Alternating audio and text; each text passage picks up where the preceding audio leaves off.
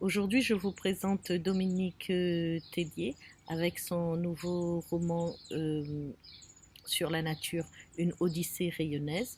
Dominique Tellier, on le connaissait pour la littérature, un roman de jeunesse qu'il a sorti en 2009, Ravioli ne fait pas le printemps. Et donc, 10 ans plus tard, on le redécouvre avec une Odyssée rayonnaise. Avec Dominique Tellier, nous nous embarquons pour un tour de l'île de la Réunion assez sympathique. On va partir, il part du sud de Saint-Joseph et on va monter et puis on va faire un tour un peu dans ce sens-là, dans le sens inverse des aiguilles d'une montre.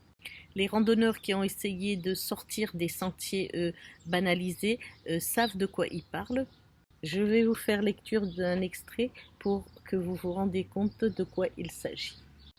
La route qui se faufile jusqu'à Grand Coude passe par Jean Petit, un nom qui me rappelait une chanson bretonne. J'ai enfilé tous les virages jusqu'au dernier sans les compter. Je pensais à ce moment-là que seul un enfant de 5 ans ou un agent de la DDE s'amuserait à le faire. Mais dans les semaines qui ont suivi, je me suis souvent surpris à les compter moi-même. Puis, j'ai longé une succession de rustres maisons blanches. Pas facile de savoir où commence le village. Du temps où les petits blancs fuyaient la misère de la côte, on construisait d'abord la route et les maisons venaient s'y agglutiner au fur et à mesure qu'on défrichait les terrains alentours. Pays d'arides rocades, avare de ses bienfaits. Une terre ingrate qui ne peut être amadouée qu'à la force du poignet et que des générations entières de paysans têtus ont arrosé de leur sueur. La fin du village est plus nette. On passe devant l'abattoir d'Uschmann et Grondin et on retrouve les lacets et une végétation laiteuse et grasse. Je trouvais idiot d'avoir installé un abattoir aussi haut, aussi loin de la ville. Tous ces virages à monter, je me disais, pauvre bête. Je n'ai compris mon erreur qu'en arrivant à Grand Coude. La température est brusquement tombée et des lambeaux de brume ont commencé à s'insinuer dans le paysage.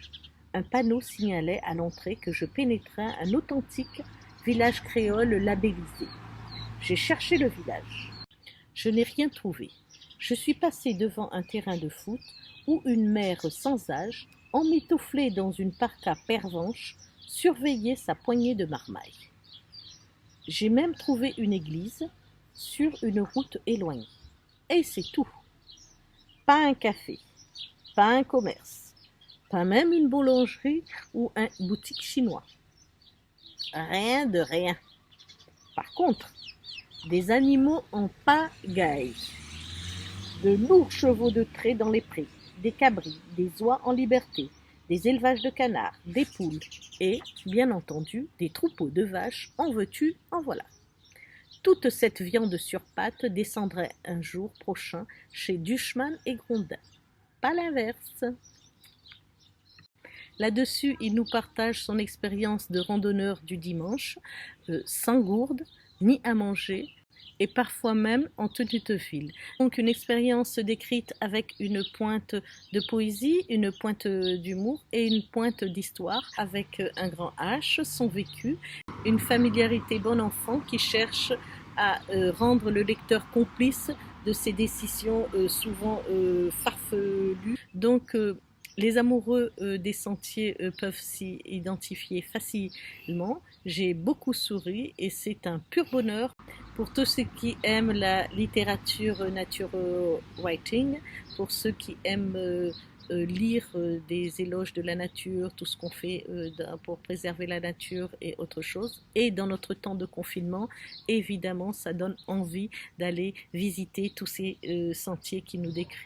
Alors, chez Dominique Tellier, ça résonne comme une éloge à sa persévérance et à persévérance à aller chercher cette nature, cette grandeur de la nature rayonnaise, l'intérieur des cirques, les ravis. Bonne lecture à vous et à bientôt.